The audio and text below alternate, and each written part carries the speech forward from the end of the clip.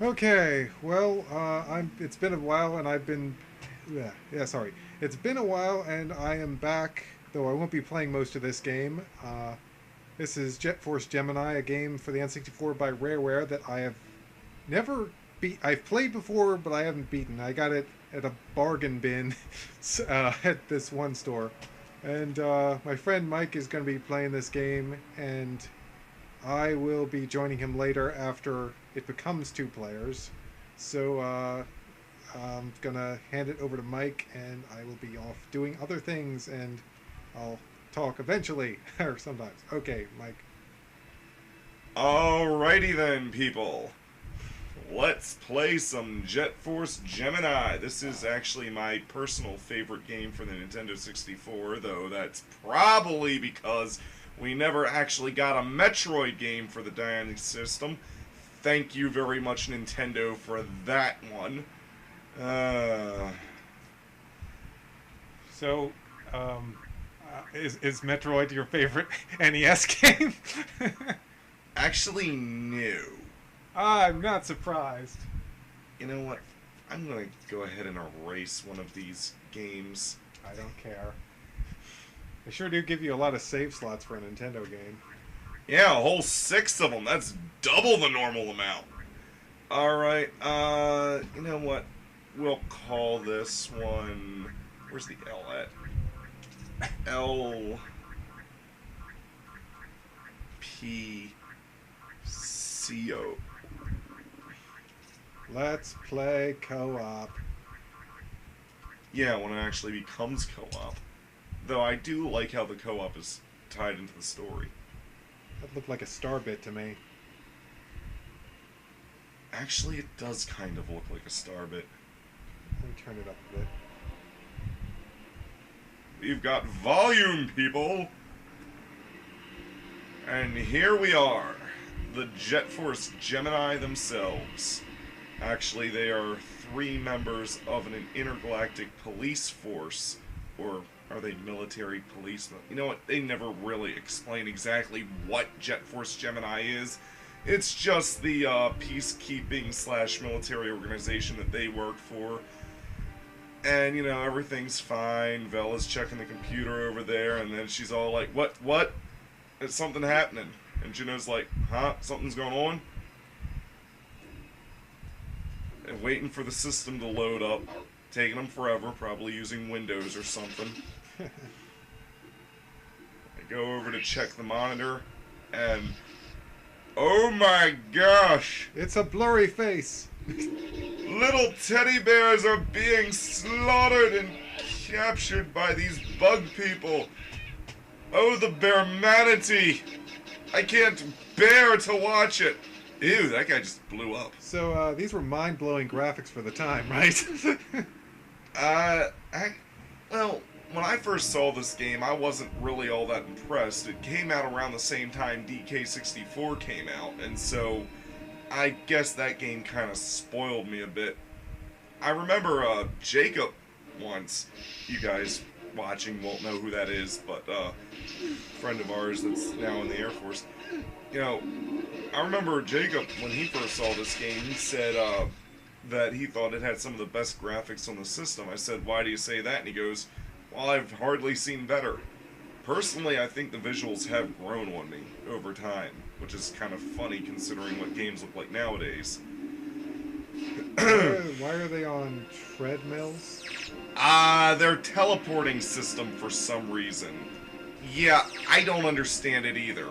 It's weird. It's Rareware. I mean, come on. I mean, imagine if in Star Trek they would like get on treadmills. It's like, beam me up after I walk a few miles. Yeah, no thank you. And here we are as Juno. Juno boy. Juno. All the names in this game, except for Juno. one character, all the names of the characters are named after some kind of cosmic body, constellation. That's the word I was trying to say that I couldn't spit out for some reason. Blah blah blah blah blah blah. And here we have a landing sequence. June. Get used to these, folks, because unfortunately you can't skip them. Ever.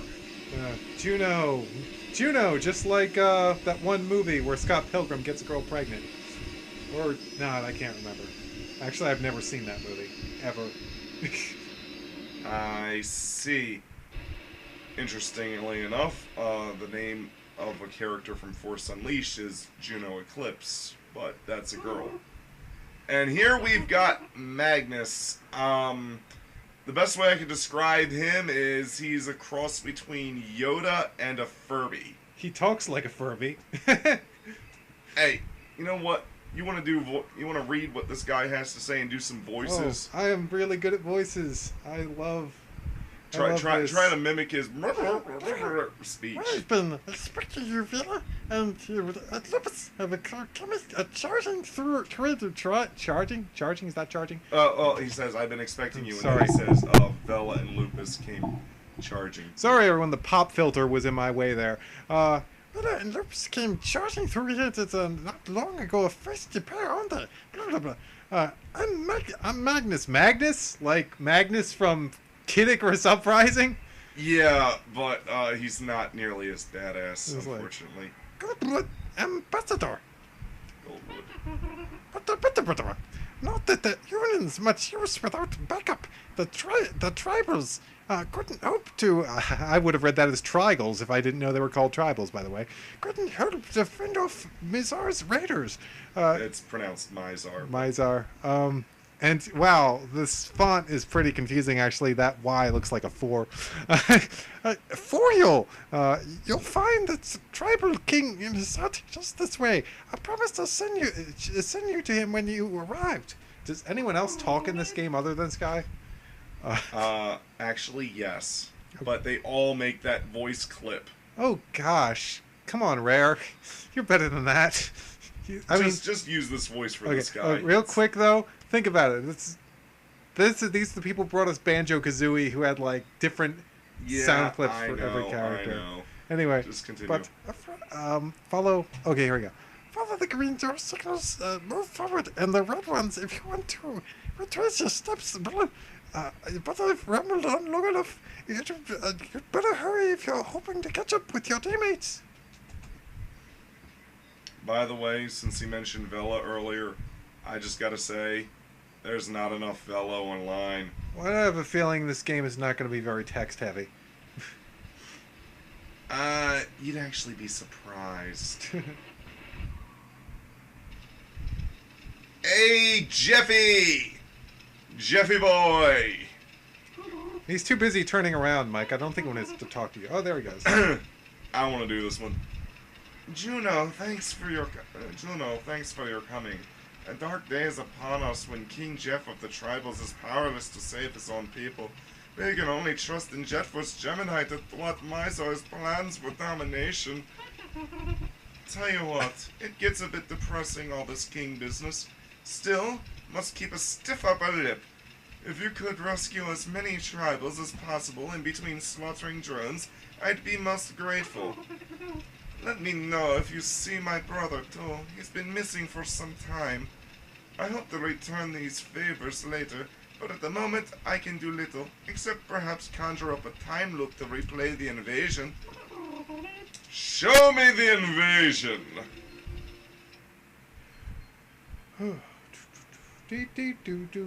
That sounds familiar. I feel like I've heard that music in another game. I think I've heard that specific tune, that in like a bajillion science fictions. It's kind of like overused. Now, there's something very interesting graphically going on here during this cutscene. They're cramming way too many ants into that tiny little thing? That too, but... Now, I want you to notice when it zooms out and actually shows the ant horde, it's not just some, like, stock, static image. When the ants march off, they're actually pulling away from the group. That's actually individually rendered ants, or drones as they're called. I take it back. They didn't put too many ants into that pod. No, they only put like a 4 or 5. 4 or 5. Okay, now I just have to say, after you see this cutscene, you guys are going to be wondering, like I do, how the freak is he still alive after that? I think his brains just got splattered. Unless that wasn't King Jeff, maybe that was like his father and he became king right afterwards. We demand your sympathy, players! Look at the small crying child! We demand your sympathy! Yes, let's feel sorry for the fuzzy little Ewok lookalikes.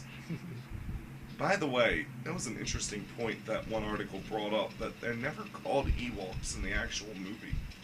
Yeah, that is weird. What's with my controls? Why are my controls not set to expert? I demand expert control! Does that like, You know what? I think control mode actually goes for all files. okay. Quit. No, wait, I don't want to quit. Cheat? How, what kind of cheats are there in this game? Oh, it's disappointing. You can play as the characters as kids, which is actually what the original concept art for the game was going to be like. The characters were going to be like more like young kids and still be doing all like the shooting and everything that they do. But people didn't like that, so they made them older. But the original concept is there. Now, this is something that apparently some people don't know about in this game because everyone changes the controls to normal. When your controls are set to expert, see how I'm in aiming mode right now? Which is holding down the R button. By the way, this bounding box aiming thing, not good for analog sticks. Much better for like Wiimote pointers or Move controllers or whatever. But see, I can move around in expert mode controls by pressing the C buttons. That is actually quite important. That will help us out a good deal.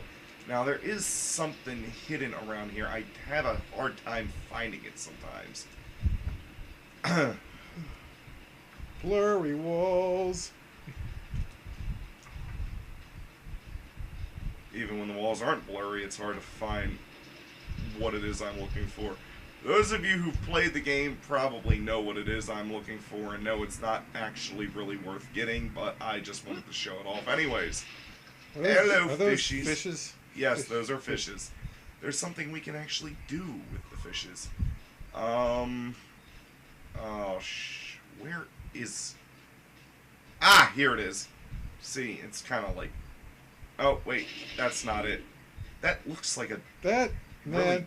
I gotta say, N64 games, especially Rareware games, were kind of confusing with the darkness in some instances like that.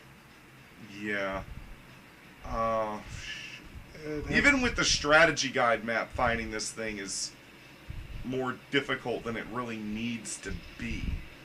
I think it's actually back here somewhere. No, wait, I found it, I got it. That was an actual door, gateway to something else, unlike the other thing that was just blackness. Yes. And here we will find the most awesomest thing in the entire game. No game would be complete without a box of fish food. Okay. Remember those fishes we saw? Yeah, I can throw the fish food in there and it feeds them and they go to it. And it's kind of fun like that. Now, believe it or not, there is actually a practical purpose to that. But we won't get to that till a bit later in the game. There's basically a type of enemy that you can distract with those enemy that's very hard to kill. They don't do a whole lot of damage, they just take a lot of punishment to take out.